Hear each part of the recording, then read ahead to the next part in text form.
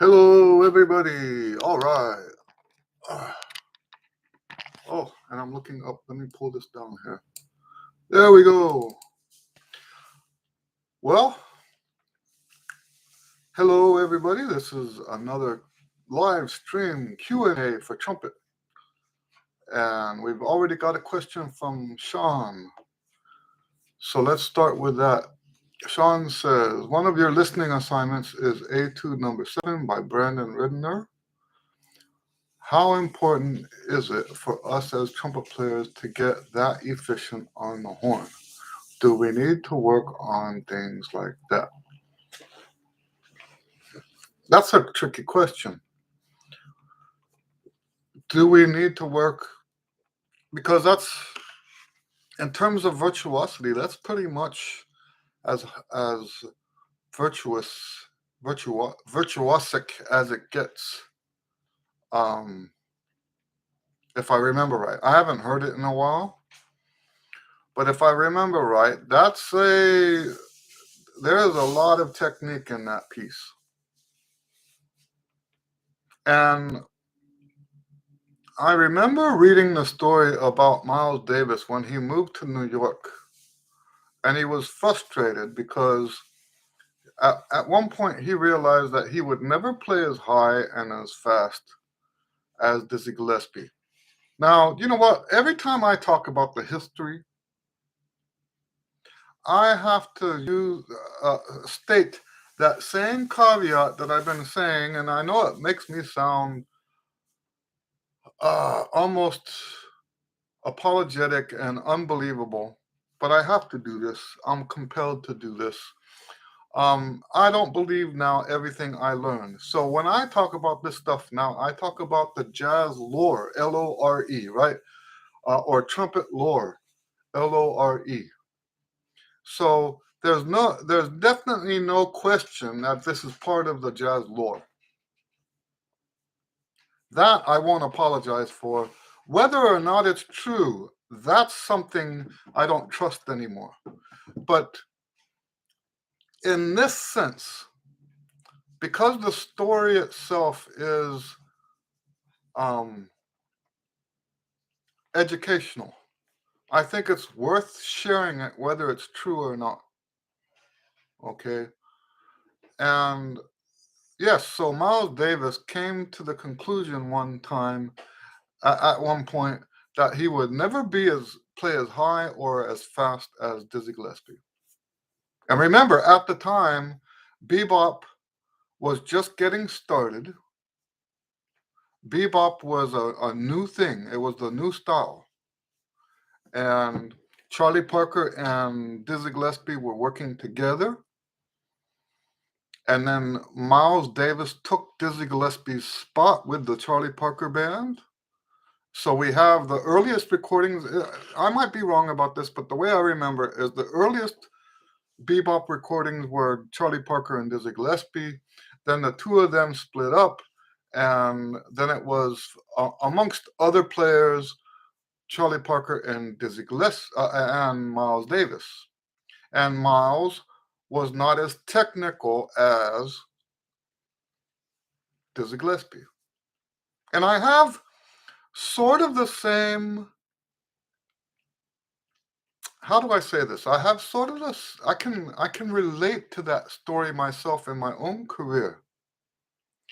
Because there are certain technical things that will probably never happen for me.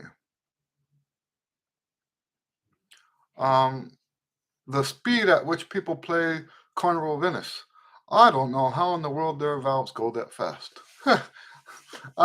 I've told this story here before, but I was working on the Carnival of Venice using the old, what's his name, Gerard Schwartz, right? I was using the Schwartz recordings as a sound model, and I worked on the Carnival of Venice for 2 years. It had all the stuff in it that I wasn't good at. And I'm talking about the urban version. And yes, now part of the reason it took 2 years is I just didn't have as much time to dedicate to it as I would have liked, but still, it took me 2 years. And after that 2 years, at the end of that 2 years, I put the Gerard Schwartz recording on, and I tried to play with. I thought I could play, after 2 years, the Carnival of Venice.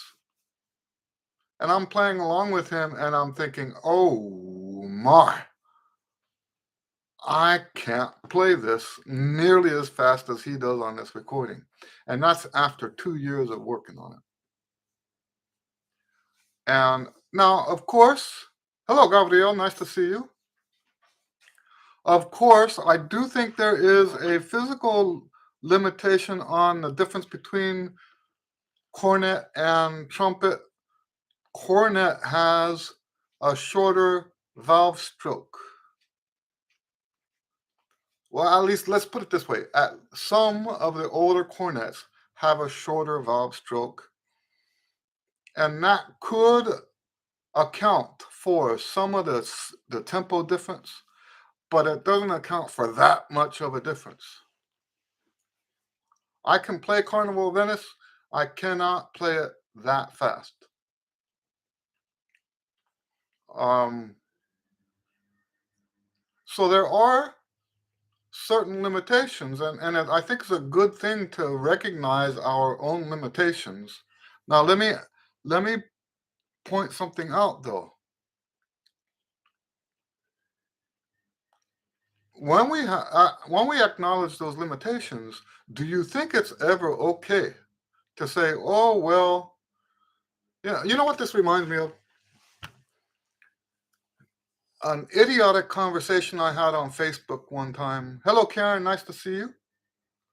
I had an idiotic conversation on Facebook one time talking about objectivity, and someone said the most remarkable thing: true objectivity is impossible to accomplish.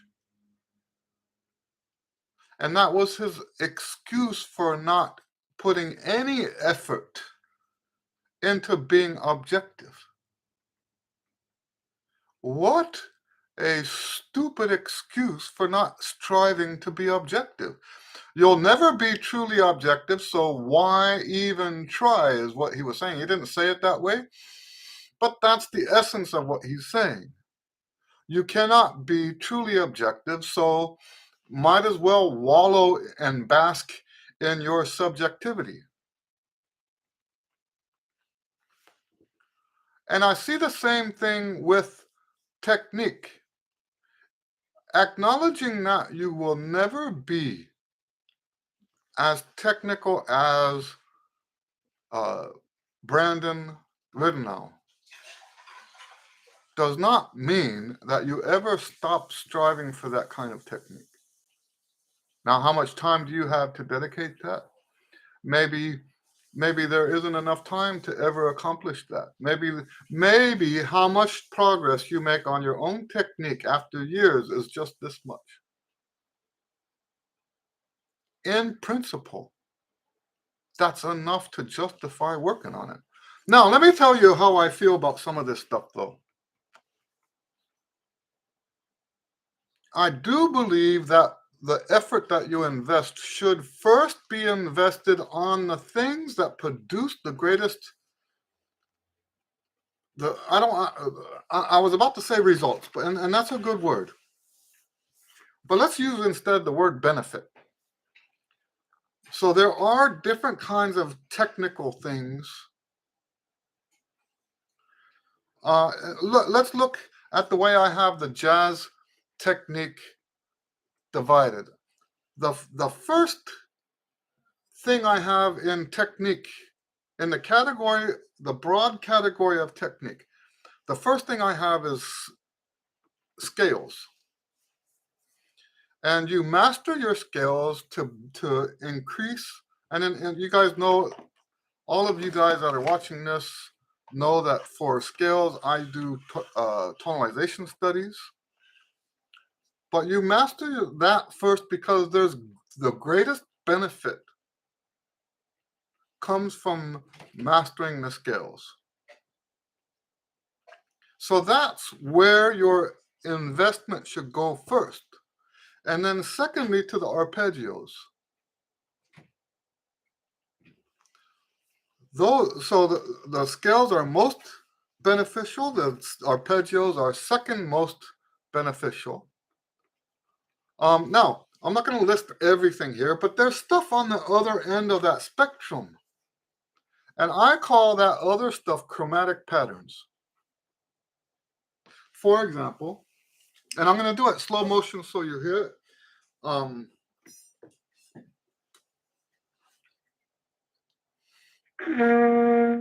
I'm not warmed up.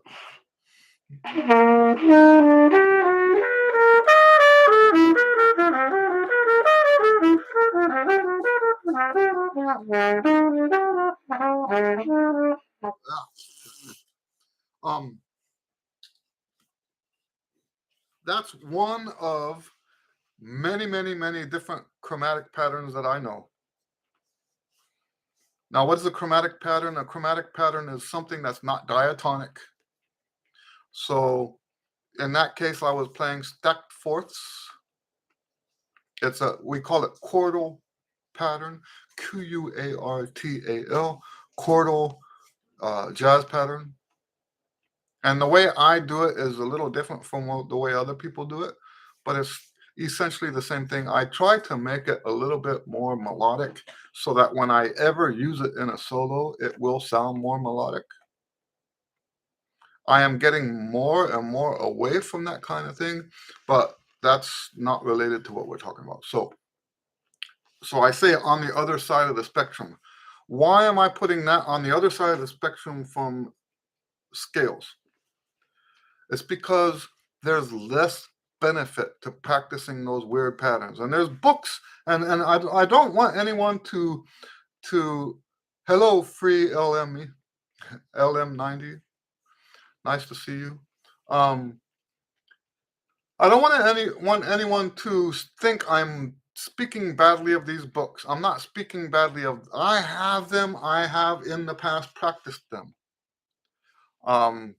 The first one I bought was called New Art, I think it was called, and it's just a collection of crazy patterns. And then there's the Oliver Nelson pattern book. And then I think there's one by, if I'm not mistaken, there's one by what's his name, the soprano sax player. Anyway, those patterns push you to a whole different level. I call them advanced because they actually do take you to another level, but they are almost worthless compared to the scales. So, and where this becomes a problem is if someone says those are the hardest patterns, why don't we just skip everything and go straight to those hard patterns? It doesn't work like that. Those patterns are not beneficial enough for you to justify not spending time on the scales and the arpeggios. So, what does this have to do with Sean's question? Should we work on the Tomasi trumpet concerto if we can't play the Haydn? The answer is no. Should we work on the Jolivet trumpet concerto if we can't play the Hindemith?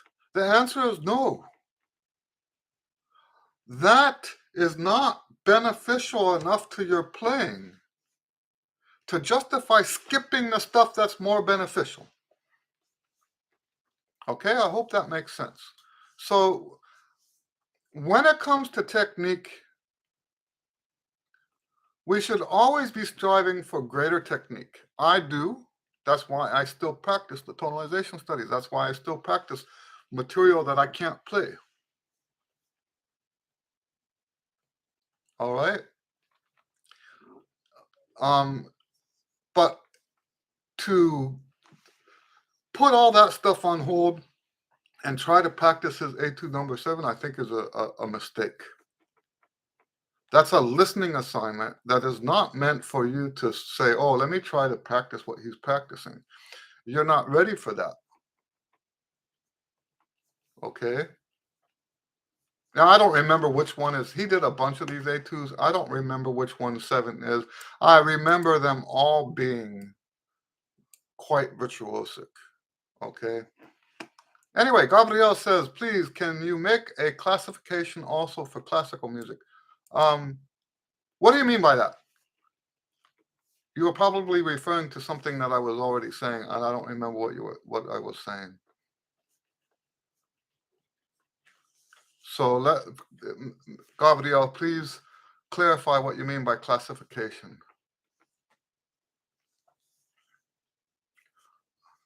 You told in jazz, first thing is mastering skill. Oh, I see. No, so this is true for jazz or classical. The only reason I mentioned jazz in that context was because those more advanced technique things are marketed as jazz exercises, and but the same technique classification that you're talking about applies to classical music. The scales are primarily most beneficial. The arpeggios, secondly most beneficial. Let's see what comes after that.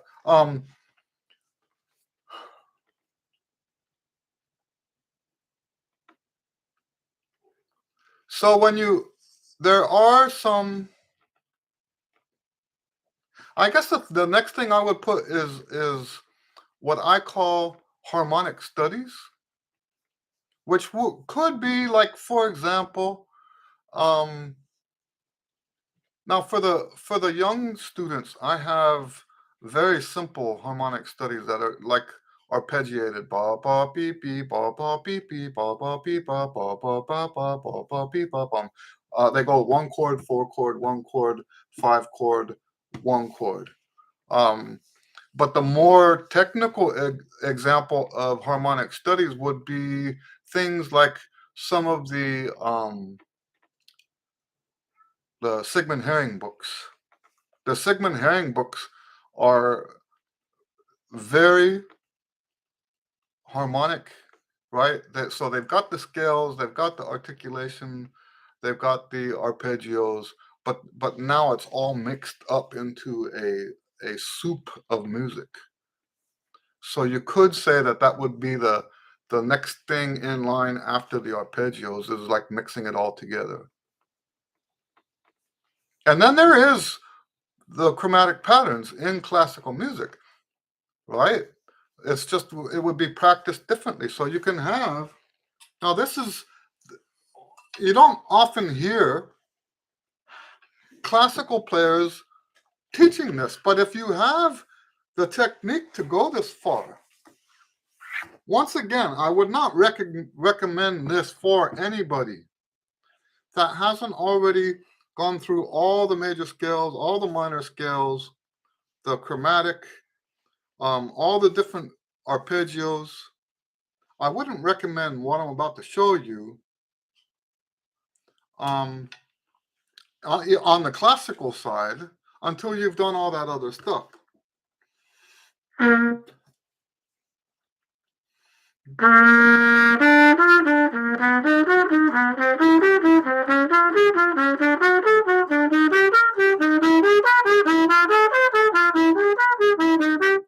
Taking the arpeggios and going up chromatically, down chromatically, and then you can do it up in whole steps. Right,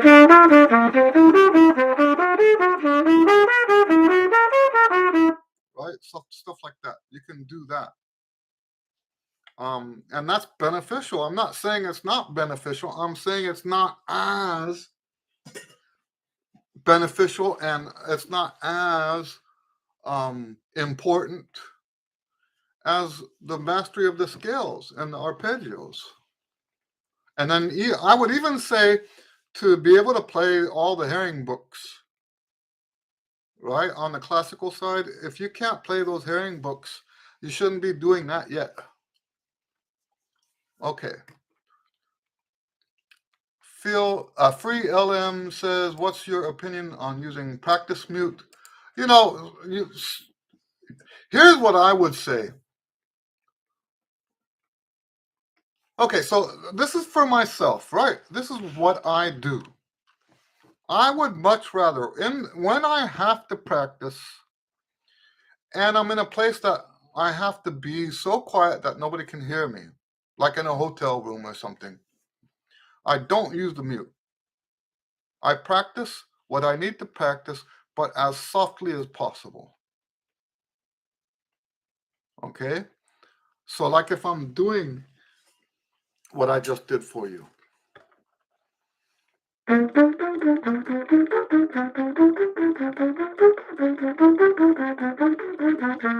Almost to the point where some of the notes aren't coming out. I promise you, what I just played now is half the volume of most people where they put the TV. If you're softer than the TV, then, and the TV is not a problem, then that's not a problem. I would much rather do that. Now, what do I feel about my students doing practice mute? I would rather they do what I'm saying, but the other thing I will say is that if you're doing it all the time, like every time you practice, you've got practice mute in, I will say that that's a problem. If you only ever practice with a mute in, that's a problem, in my opinion.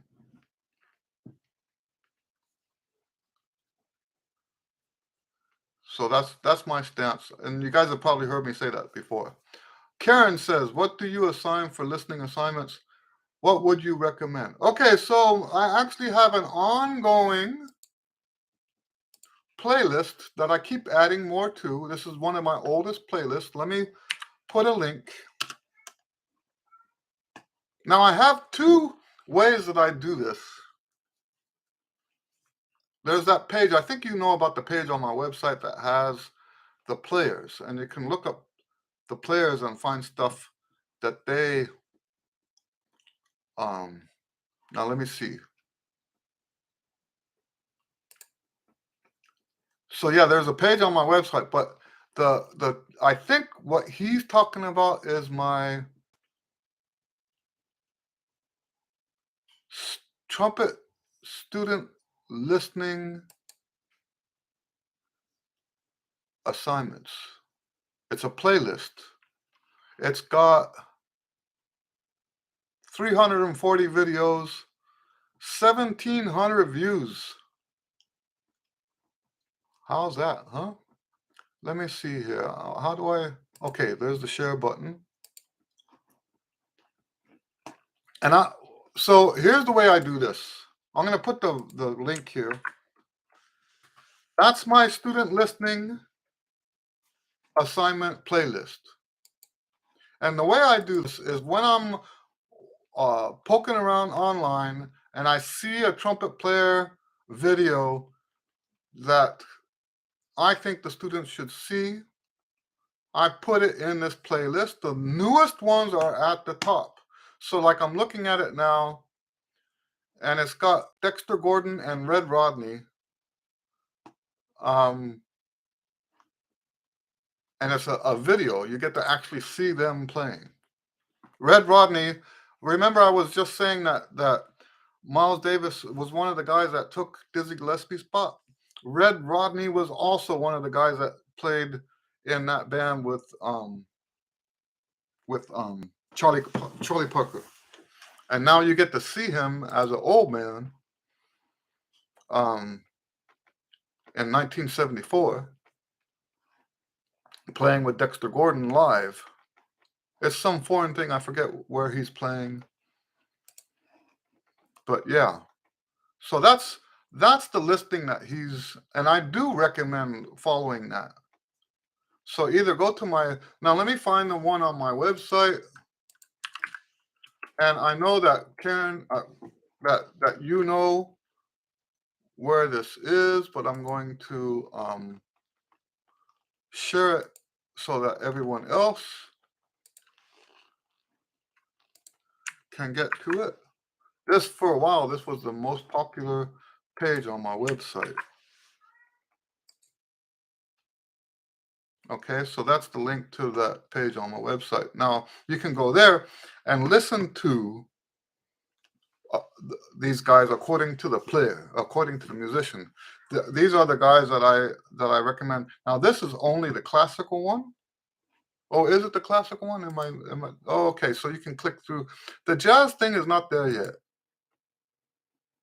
Oh, I did put some jazz stuff. Yeah, I don't even remember that. Ha! That's funny. All right. Gabriel says, listening to professional classical trumpet players, it seems to me that the notes are very close to each other, as if there is little difference in terms of sound frequency between one and the other. Even if there is a rather wide interval in the phrase, this probably gives an idea of greater precision and stability of the whole performance. Do you think among all this suggestions, intervals could help? Okay, I always have to remind people that, and I hate to,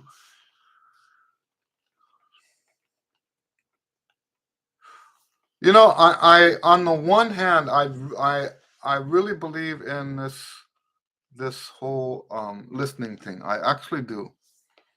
On the other hand, we have to be careful because that sound is not natural. The recordings that we listen to, and even what we hear in the concert hall today, goes through a PA system. So it seems to me that what you're hearing has more to do with the the technology.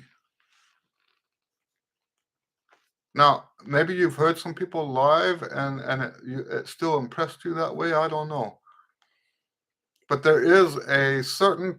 I had a student this week that played a recording, a studio recording for me, and was upset with himself that he didn't sound like that. And I told him, they don't sound like that.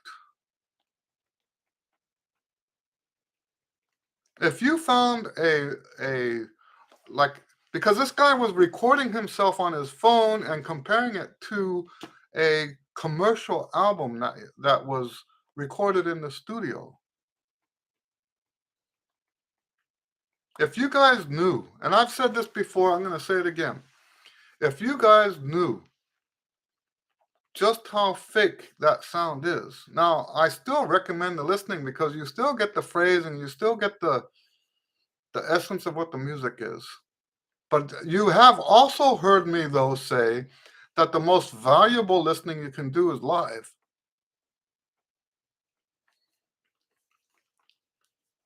Because of this, what I'm talking about.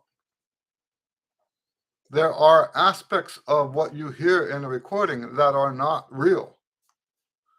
It's just like, how they used to, I haven't heard anyone say this lately, but, it used to be that they would tell women not to, the models that are on the magazine covers, not to let that make you feel any less beautiful. Because those are all photoshopped. And in the old days, they would say they're all, what's it called? Ink, uh, the spray ink stuff. That manipulation has been going on a long time. And they tell women, don't let that make you think that you're not beautiful, because what that is not real. That doesn't exist. That kind of beauty you see on the magazine cover doesn't exist. That kind of beauty you see in the movies doesn't exist. That's why they can have the tabloids. They show the famous actress uh, at the beach, and you're like, wait a second, there's no way that's that actress, because you're so used to seeing everything edited. And the truth of it is, those people look like real people. They don't look like movie stars in real life. They don't look like models in real life, right? And the same thing is true of recorded music. Even me, right? So there's two things that I do on my recordings that makes it not real. One is I will only put out a complete take. So if I have something that totally crashed and burned, you're not going to hear that. If I do allow cracked notes and stuff like that. I do that on purpose because I'm not trying to tell people how good I am. I'm trying to show my products, and my products, it's just more genuine to have the cracked notes and out of tune stuff. So I don't fix that. Um, and the other thing is I add reverb. That reverb you hear in my videos is not real. I've made that digitally. I even had people comment on the videos say, very strange to have a bookshelf and that kind of reverb. Duh, I put the reverb in there digitally because it makes the trumpet sound better. That's not what I sound like. And as fake as that is, the recordings that you're listening to that are professional CDs, professional releases from the music industry is 10, 20, 30 times more fake than my stuff. So I would not ever, when you say listening to professional classical trumpet players, it seems to me that the notes are very close. That's if you're talking about recordings, I would not think that way. Now you can, if you say, well, no, I'm not talking about recordings, I'm talking about people I've heard, well, then we can have a different conversation. I'm assuming you're talking about recordings. If we're talking about recordings, then I wouldn't go by that. Because that sound that they get, there's this thing called compression. And it's one of the things that they do to make, and I didn't understand it at first. I actually had to use compression on one of the trumpet and piano things that I did with my uncle. I actually had to, because after trying to balance it, I could not get the trumpet to balance with the piano. I could not make it work. It wasn't until I put compression on the piano that I could make it work with in fact, I think after I put compression on the piano, I put compression on the whole track, like the combined. Now, what is compression? Compression is when you take all the loud stuff and make it softer and all the soft stuff and make it louder. That's called compression. It changes the sound. What you're describing to me is the effect of compression. I hope that makes sense. What you're describing to me is the sound I hear in my head when they add compression to a classical recording. Now, you can correct me if I'm wrong. If you've ever heard a live, and when I say live, so like when I go to a concert hall and I hear more from the speakers than I do from the actual orchestra itself, and you can tell that that's what's happening because you see the big speakers up there and the sound sounds like it's coming from above. Then the chances are they've got the same compression and the same reverb and all that stuff going on in the PA system. So the live show in that context is just as fake. It's actually quite sad if you ask me. It's actually quite sad. They used to design the concert halls so that the acoustics themselves would amplify the orchestra. The acoustics themselves would amplify the orchestra. Today they make these halls that look a certain way. They're made out of steel, and they actually create the hall so that there's no reverb, so that the PA system will work better.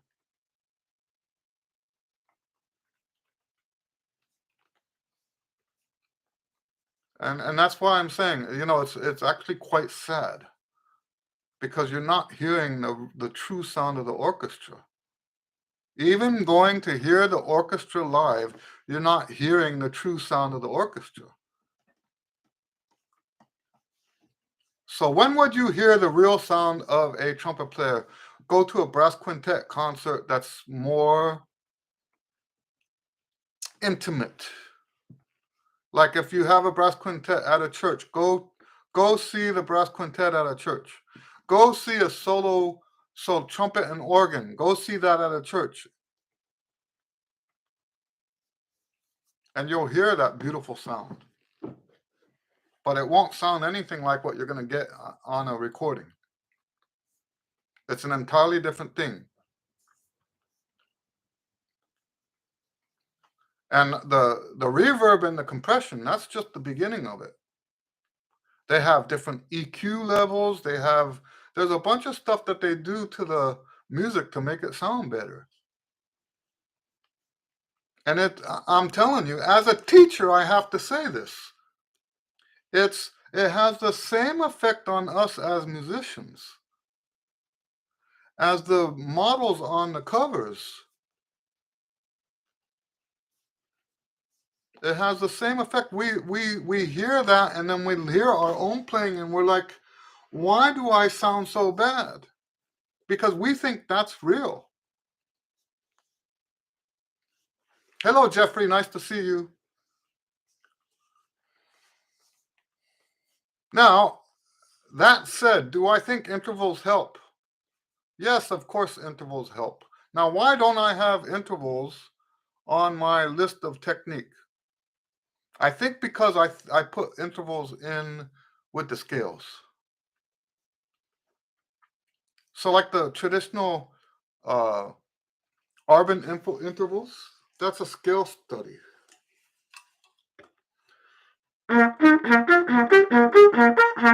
Right? That's a scale study. So I would put that as an advanced scale. Sean says, can you explain the benefits to practicing arpeggios? It's the same benefits as practicing scales. I actually think that every jazz student should be playing arpeggios every day, just like they play scales every day. Because where we say that the scales are the building blocks of music, so are the arpeggios. There is no music without arpeggios. I could grab any solo transcription. Now, there are some that play more scales and less arpeggios, right? But like, for example, one scale guy that comes to mind is Tom Harrell. Tom Harrell plays a lot more scales than he plays arpeggios, just in my observation. He does a lot of scales. But if you look at somebody like Charlie Parker, Clifford Brown, there's arpeggios all over the place. The music that we play, arpeggios all over the place. So the first benefit is that you have the technique to play that stuff when it comes up. Now, as a jazz player, I teach my students to, while they're practicing their arpeggio, look at the chord symbol. So if let's say I'm doing C diminished, I'm gonna have a chord on my desk that has, now I do it mentally, but that's, in the old days I would put handwritten index card, put the C and a diminished sign and a 7. And I would put that on the stand and look at that while I'm playing. Right?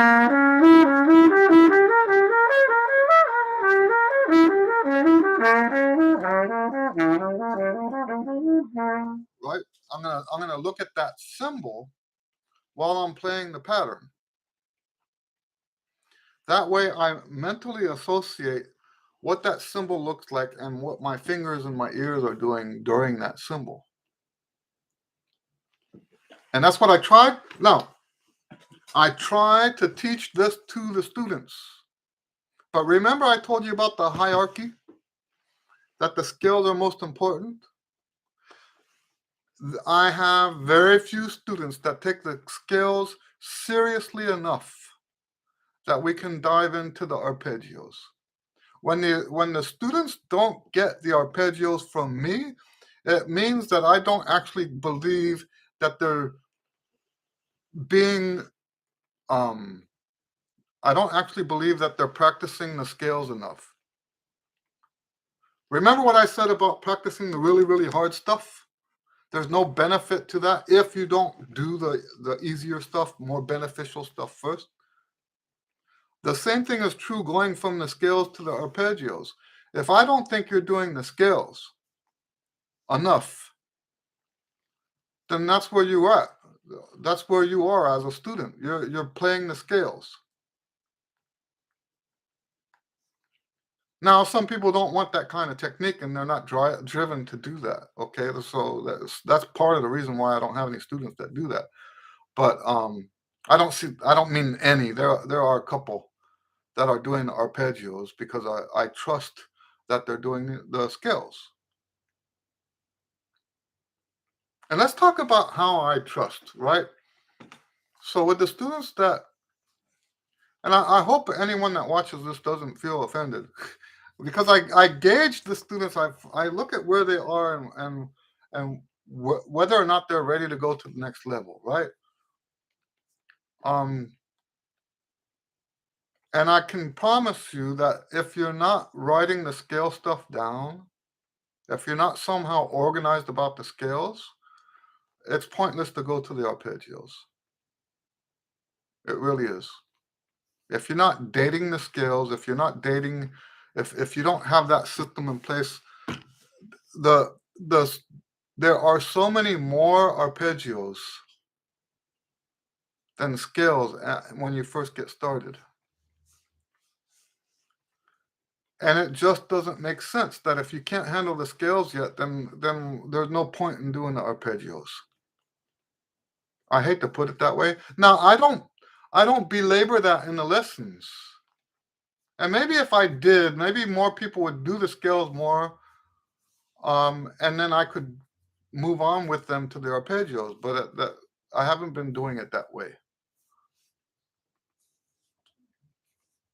But yes, if I don't see that the students are doing the the tonalization studies in a organized, reliable fashion, then they're not ready for the arpeggios. Okay.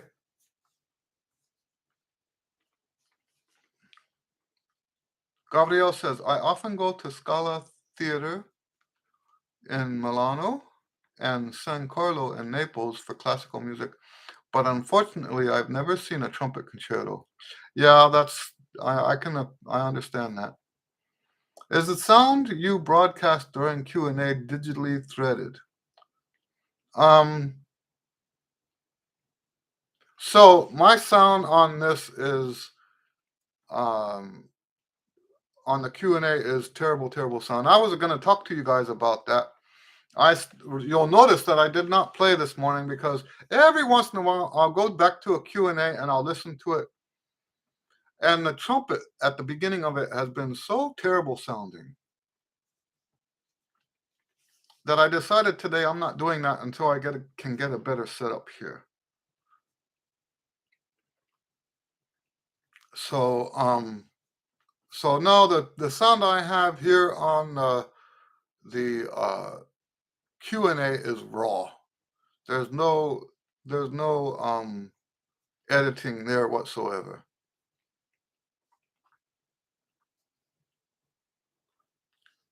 Yeah, he says, and you were right. I was talking of recorded music. So, yes, the recorded music is valuable, but we should never, ever, ever compare our sound to theirs because when most of us don't have that technology.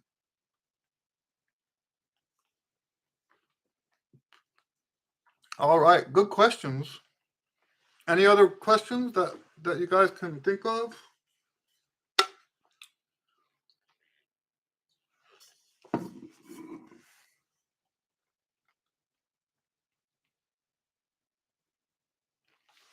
So, I finally got the book. This is the Trumpet Pioneer book. Um, so this I don't know if I've shown you guys. Um, this was 3 different ebooks that I put into one physical book. Okay, so it's got the tonalization. I mean, it's got the expansion studies. This is all for beginners. It's got the expansion studies. Then it's got the beginner tonalization studies. And then at the end, it's got the more advanced tonalization studies, but range limited. So you get all 20 patterns, but only up to C. And yes, it did increase the price of the book, but now the students can buy that and it's useful for them indefinitely because they'll always go back to that. It's meant for beginners, but it's something that they will use indefinitely for the rest of their trumpet playing career. So as long as they're doing tonalization studies. All right. All right. So Gabriel says, I find your natural sound in Q and A very good. Why do I say it's bad? I'm talking about the trumpet stuff at the beginning. The last one I listened to, it was garbled. It almost sounded like a science fiction soundtrack. So I have the ability. I just haven't figured it out yet. I have my digital interface here, and I can record through that. I mean, not record. I can broadcast through that. I just haven't figured out how to make that work yet. And quite frankly, right now I'm a little lazy about that because I have all this other stuff going on. I keep saying feel free. Free LM says, what is your opinion about Jerome Kellett and his system? I met some player that uses his system and they play great. I used to have a negative opinion of him, and then I have a friend who is a student of his, and she's a great player. So, and here's the thing about these fringe guys, right? Is now that I'm a fringe guy too, I have no place to stand and say, oh, he doesn't know what he's talking about. Okay. I don't necessarily agree with him on a lot of stuff, but here's what I always tell people. Learn what they have to say, use the bits of it that work for you, and then move on. Right? I'm not as familiar with his system as some of the others, but I do know that he's got some great students. Karen says, are arpeggios part of your book system? Not yet. Basically, the arpeggios that I teach are on PDF files.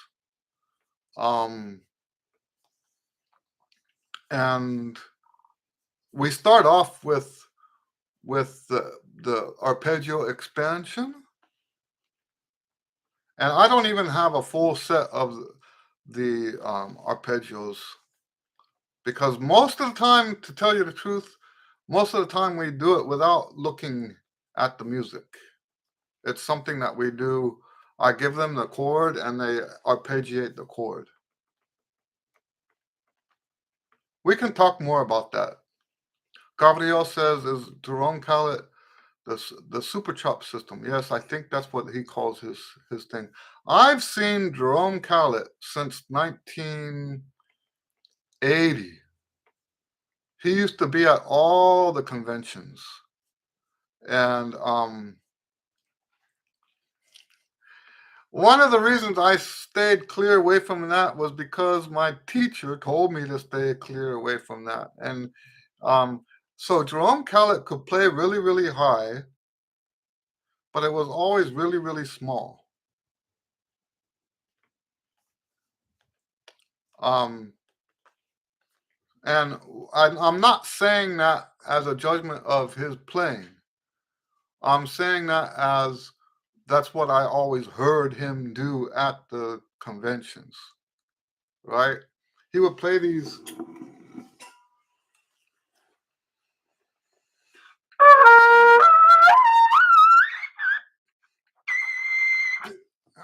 And not as spread as what I have. This is a huge mouthpiece, and when I nowadays when I get up to the Super C, it gets spread. Um, he would have like a very small sound, not like his students, like the people who have taken lessons from him. They can like knock the back of the wall down with their sound. I never heard that come out of him. He always played real small. Let me clarify. When I heard him, that's what he was doing. Um. Anyway, my my sound in the super range, right? The super C, the super D, the E above super C, um, has gotten kind of thin, and I think I'm not sure exactly why. I think it's because I don't use it so much as I used to. Um, I don't like playing up there. I really don't. And even though I can do it, and I have, you know, 30 years experience now playing gigs with notes that go that high. Um, in fact, I recently had a performance where I went to the Super C, and it was nice and big. And because it was so big, I held it for a while just to like um, almost more educationally for myself, to condition my lips, because I know that holding those notes helps to focus them more. Um, but even though I can do that, and I have been doing that and stuff like that, um, yeah, I just don't like it. And this the idea that maybe someday I would never have to play those kind of notes again, that actually appeals to me. So Gabriel says it has a strange tongue position to support the bottom lip or something like that. Yes, I think so. So Gabriel says, except for Brandenburg, what do you do with that super range? Mostly for me, it comes up in my improvisation. And I don't plan it. I don't say, oh, you know what, let me put a high note here. I go with the flow, and when I feel like that would enhance the music, that's what I do. On the classical side, there's nothing that I do that goes up that high. Um, Even in the jazz stuff, the written stuff, we used to play one of those Miami Sound Machine songs with a band I used to play with in the 90s, and they had to transpose it to a different key. And the guy that transposed it put my last note of the song at a super C sharp. So So yes, sometimes they can transpose a song and it'll put you in that register. They actually transpose the song down, but they don't like the sound of that for the trumpet, so they'll transpose the trumpet part up an octave instead of, so down, let's say they go down a third or down a fourth. That makes the trumpet part sound lame. So now they put the trumpet part an octave up from that. So if it was down a fourth, now it's up a fifth from the original part. So I ended up with a song where my last note of the song was the C sharp above super C. So yeah, sometimes transposing can get you there. But no, there's not a lot that really requires it. And quite frankly, I stopped working on it. How many years ago? It's like 20 years ago I stopped practicing super C stuff.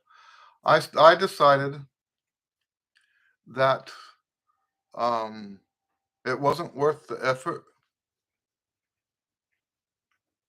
I had, you know how the daily routines has 7 levels, right? I had 8 and 9. 8 went up to B flat and 9 went up to the super C. And I was practicing that. I did that for about 15 years. Um, and I just realized, I don't like that. I really don't like that. And the other thing was, okay, so I told you when I feel it, I'll go up to those high notes. During that time when I was practicing that high, I found myself going up there when I didn't feel like it. And that bothered me a lot. It really did. It bothered me a lot.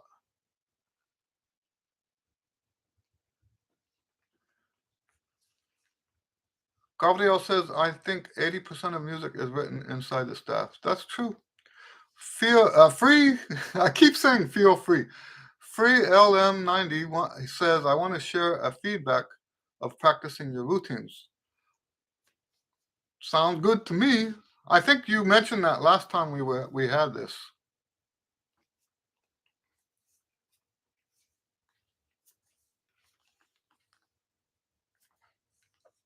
So anyway, I want to tell you guys about this book while he's typing. I'm sure that's what's happening because he put the colon there at the end. If you're working with beginners at all, I want to encourage you to use this book. Okay? It's got, what I'm very excited about is the instructions at the beginning. I have a page titled Instructions. Okay? And it gives you step by step for the beginners where to start and how to go through it. And I have the instruction twice, once in paragraph form, right? And then the instructions are also written at each step. So I have a previous section where I write about it verbally, and then we have the instructions again under the as the introduction for each section. So anyway, that should be on Amazon and all those others sometime soon. In fact, while we're waiting for free LM, I'll look on Amazon now and see if it's come up.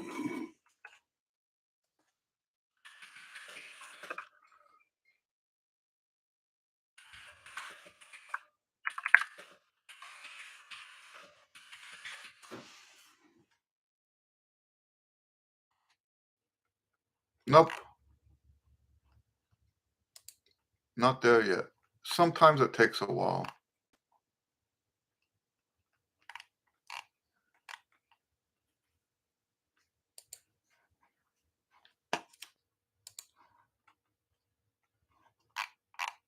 Yeah.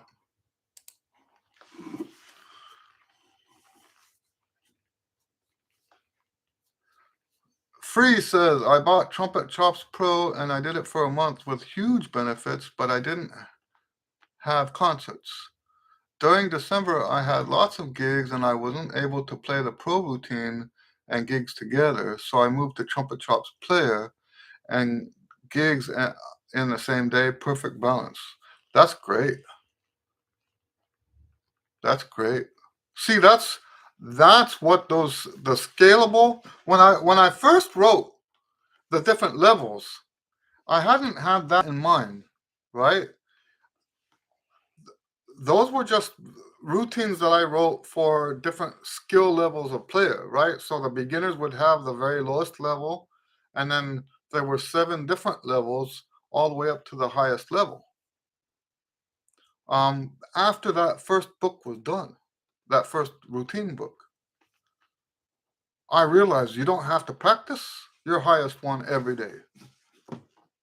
So if it weren't for that first step where there were different levels of routine for different levels of player, I would have never had the idea to rotate them, which is what happens in the, we talk about the rotation in the one range book. So yes, I'm glad to hear that. I'm very glad to hear that. When I first wrote the Chops Pro book, I couldn't get through the whole thing. Now it's nothing, right? People tell me, oh, I can't do this, I can't do that because I don't have the endurance. You can make endurance. You can grow your endurance. There's nothing stopping you from, where this usually comes up is a mouthpiece or a trumpet or something. Oh, I love the sound of the trumpet, but I don't have the endurance to play it. You can grow endurance, and it doesn't take much actually to do that. And it's the same thing with these routine books. If you don't have the endurance to finish the routine, you just make yourself finish it anyway, and you'll grow that endurance. So even when I first wrote that one, I couldn't play all the way through it without getting tired. So I'm about to publish the Trumpet Master book, Trumpet Chops Master, and for some reason that one, it's a longer, it goes higher, but for some reason it makes me less tired than when I first started the other one. So I'm very excited about this book. I don't always have time to finish it because it takes quite a bit more time. In fact, I'm thinking about, before we publish it, I'm thinking about going through and marking some of the exercises as optional so that it will fall within a better time frame.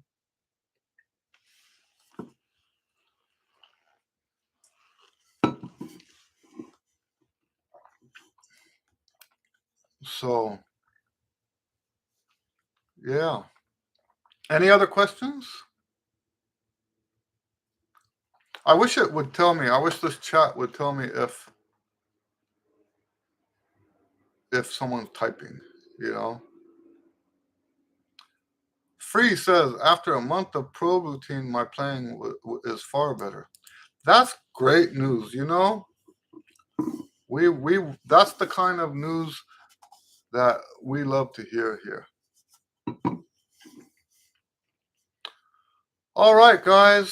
So we're out of time. I always appreciate you guys hanging out with us. If you have more questions, you can ask next week. Anyway, God bless you guys. Have a wonderful weekend, and we'll see you next time. Thank you very much.